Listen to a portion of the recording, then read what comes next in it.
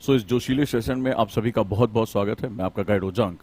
और जैसा कि आप जानते हैं कि ओजांक का इस एकेडमी में इस साल प्रीलिम्स को क्रैक करने के लिए एक ज़बरदस्त इनोवेशन किया है, एक बहुत बड़ा पैराडाइम शिफ्ट लिया, और वो है आरएफआर मेथड।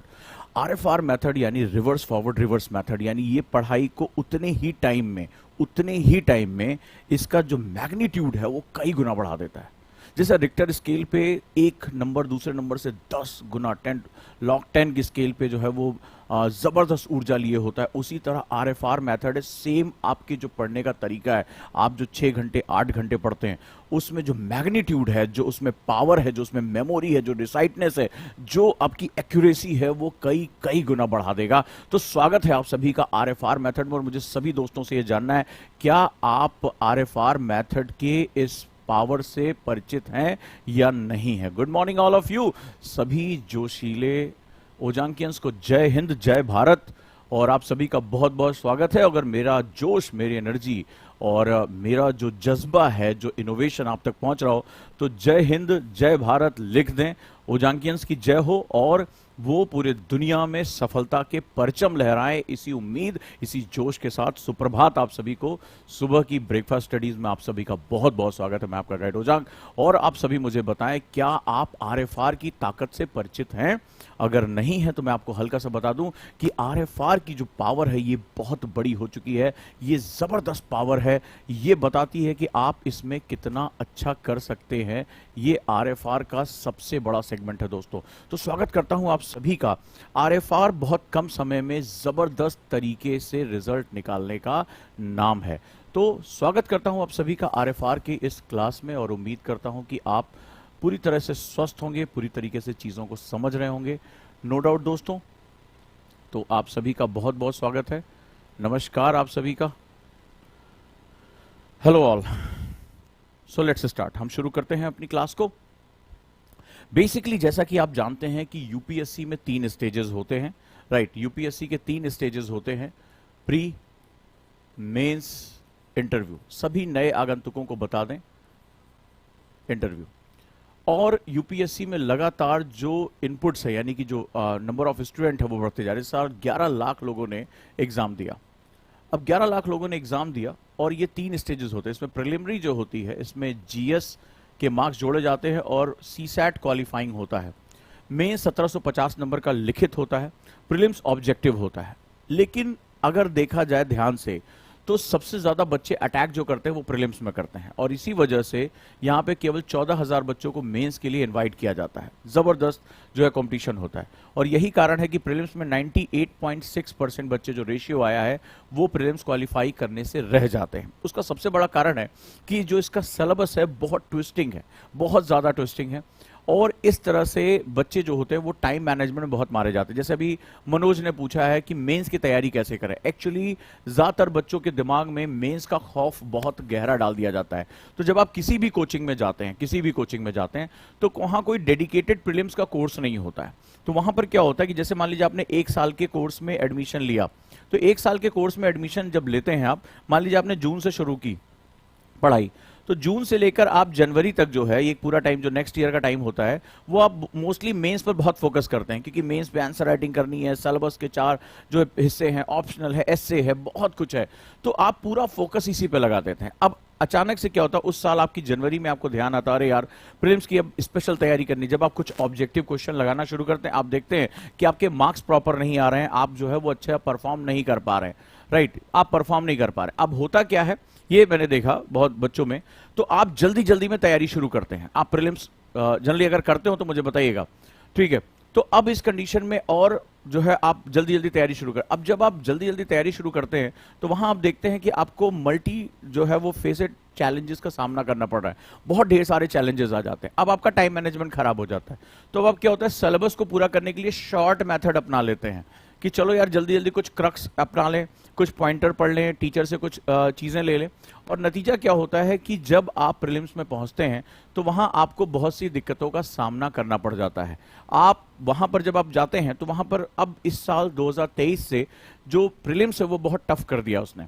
उसमें बहुत से नए नए सेगमेंट्स जो है वो इसमें हासिल कर दिए। अब इस नए सेगमेंट्स में अगर हम देखेंगे ध्यान से, तो इस नए सेगमेंट्स में एलिमिनेशन राउंड खत्म कर दिया, आप तुक्का नहीं लगा सकते हैं, आपके जो ऑप्शंस होते हैं वो बहुत टफ होते हैं, और इस कंडीशन में आपसे प्रीलिम्स निकालना बहुत मुश्किल हो जाता है। यही कारण है प्रीलिम्स में 98.6% बच्चे क्या करते हैं, फेल हो जाते हैं, वो इसको क्वालिफाई नहीं कर पाते हैं।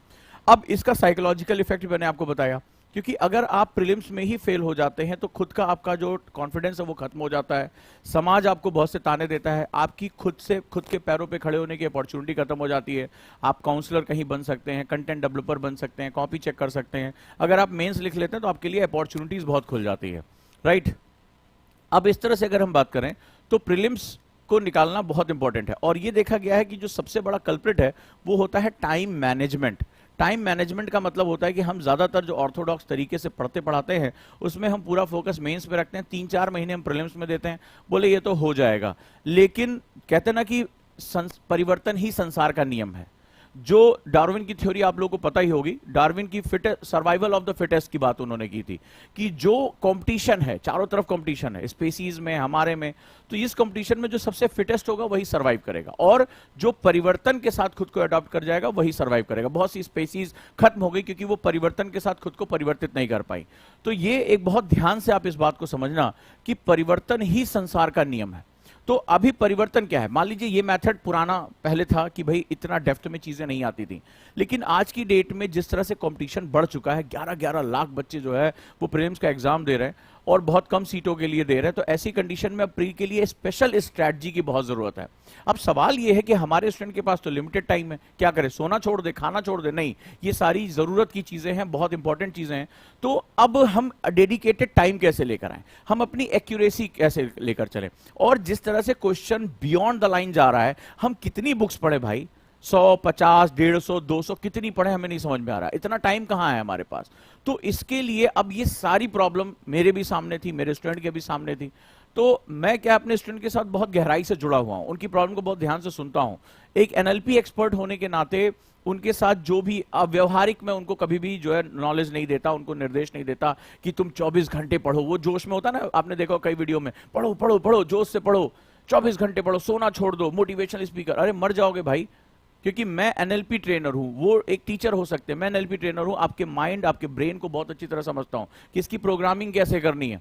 अगर आप 7 घंटे 8 घंटे से कम सोओगे तो आपकी जो लास्ट डे की मेमोरी है वो इम्प्रिंट कर जाएगी, मेमोरी लॉस शुरू हो जाएगा, आप डाटा प्रोसेस ही नहीं कर पाओगे, तो आपकी बॉडी के जो मसल्स टूट फूट हो रही हैं उसमें इतना लैक्टिक एसिड जमा हो जाएगा कि आप पढ़ाई नहीं कर पाओगे। तो मुझे लंबे समय से मैं भी बहुत चिंतन में था कि मैं कैसे चीजों को करूं, मैं कैसे चीजों को जानूं। तो अब इस कंडीशन में मैंने प्रीलिम्स के लिए एक बहुत ही खास स्ट्रेटजी निकाली है, RFR मेथड। ये वाकई में बहुत मल्टीट्यूड काम कर रही है। अभी जितने भी बच्चे इसके साथ जुड़े होंगे, आज भी मैं आपको प्रूव करके दिखाऊंगा। आज मैं एक बहुत इंपॉर्टेंट टॉपिक लेने जा रहा हूं, बहुत इंपॉर्टेंट टॉपिक है, और आप भी जानते हैं कि एग्जाम में उस पर क्वेश्चन आने की बहुत संभावना है। तो RFR मेथड जो होता है वो थोड़े ही समय में आपकी एक्यूरेसी बढ़ा देता है, आपकी नॉलेज बढ़ा देता है, और सबसे बड़ी बात, आपकी मेमोरी बढ़ा देता है। अगर आज भी मैं अपनी पहली क्लास या दूसरी क्लास से क्वेश्चन पूछूं कि फ्रेडी क्या था, व्हाट वाज द फ्रेडी, जिन्होंने मेरी पहली दूसरी क्लास भी की होगी, मजाल है कि उससे पहले कभी भी नहीं पढ़ा हो, भूल के तुम दिखा दो, मैं तुम्हें भी बता देता हूं, तो तुम्हारी मेमोरी कई गुना बढ़ जाएगी। तो RFR एक ऐसा मेथड है, और मात्र 2100 रुपए में, जिसकी फीस मैं 10 तारीख से 25,000 करने वाला हूं। मैंने पहले बताया था, जिन लोगों ने अभी नहीं जुड़े हैं वो एडमिशन ले ले, नहीं तो उनको बहुत दिक्कत होने वाली है। जल्दी मैं इसकी फीस बढ़ाने वाला हूं। तो आज मैं एक बहुत इंपॉर्टेंट सेगमेंट ज्वाइन कर रहा हूं, जिन लोगों ने अभी नहीं ज्वाइन किया वो इसको ज्वाइन कर लें। और एक इंफॉर्मेशन आगे बढ़ने से पहले दे दूं कि दिव्यांशी सिंगला जो हमारी टॉपर है, रैंक 95, वो आ रही हैं कल यानी मंगलवार को, राइट, 1 बजे 8 अगस्त को हमारे जो नोएडा गुरुकुल कैंपस है वहां पर ये आ रही हैं। गुरुकुल में आप प्रॉपरली मेंटरशिप करेंगी, प्रॉपरली बताएंगी कि हाँ कैसे हमें स्ट्रैटेजी लेके चलनी है, कैसे अपनी पढ़ाई करनी है। लेकिन ध्यान रहे, ऑलरेडी 120 बच्चे जो है एनरोल्ड हो चुके हैं इसके लिए, और कुछ ही सीटें बची हैं। तो आप अगर कल आना चाहते हैं हमारे नोएडा कैंपस में, C49A sector 48 Noida Gurukul campus, एक जबरदस्त जो है वो कैंपस है हमारा, और एक गुरुकुल की परंपराओं के आधार पर इसको बनाया गया है। तो आप सभी का बहुत बहुत स्वागत है। लेकिन हाँ, आप कॉल करके ही आ सकते हैं क्योंकि वहां सीट लिमिटेड है। तो आप अगर कल ग्रैंड सेमिनार में जुड़ना चाहते हैं, आप समझना चाहते हैं इनकी स्ट्रैटेजी क्या रही, इन्होंने कैसे चीज़ों को क्रैक किया, फिर इन्होंने इस बार प्रीलिम्स करके अपने रैंक इंप्रूवमेंट करने के लिए एग्जाम दे रही हैं, बहुत अच्छे तरीके से अपना जो है वो प्रीलिम्स उन्होंने क्वालिफाई किया, मेंस दे रही हैं, समय निकालकर आप लोगों से मिलना चाहती हैं, नोएडा के नए कैंपस में जो नया ऑफिस है उसका उद्घाटन करने आ रही हैं। तो मुझे भी अच्छा लगता है कि बच्चे जुड़े रहते हैं, अच्छे से काम करते हैं, तो आप इनके साथ जुड़ सकते हैं, दिव्यांशी के साथ, और इनसे आप स्ट्रेटजी पूछ सकते हैं कैसे आपने लगातार प्रीलिम्स निकाला, मेंस, अब यूपीएससी निकाला आपने, अब रैंक इंप्रूवमेंट, डेफिनेटली इनकी रैंक इंप्रूवमेंट हो जाएगी। इनका सपना है कि टॉप 10 में आने का, तो डेफिनेटली मेरे स्टूडेंट हमेशा जो है वो टॉप 10 के बारे में सोचते हैं। तो चलिए हम लोग कल मिलते हैं 1-to-1 इनसे मिल के और इनसे अपनी मेंटरशिप के बारे में बात करते हैं।